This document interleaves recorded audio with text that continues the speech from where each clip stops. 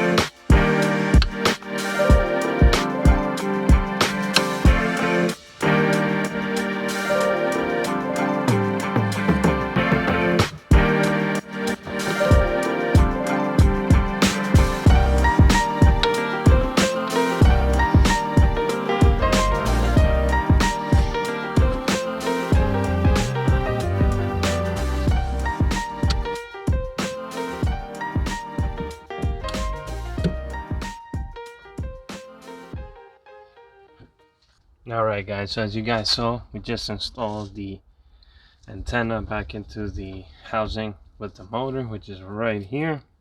Plugged everything in. Readjusted this because I put this in, in the wrong direction, not in the same location as it was. No big deal. Put the rubber grommet down here. Put the bolt in that holds it to this bracket over here. Everything's pretty much in the place that it's supposed to be. Now we're going to test the antenna to see if it works, if it goes up and down, and that should pretty much be it. Simple install. It took a little while just to get everything together, but pretty much got installed. Should work perfectly, so we don't have this antenna sticking up the whole time a car is driven, or if it's sitting and you see the antenna up. Looks disgusting, doesn't look right. So let's test it out.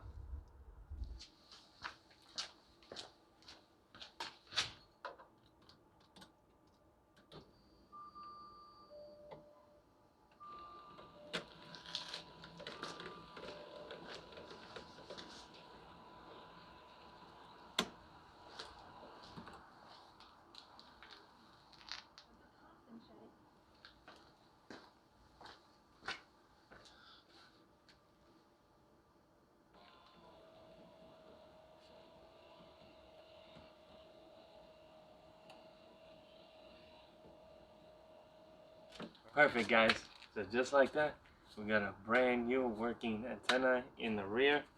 So that's pretty much it.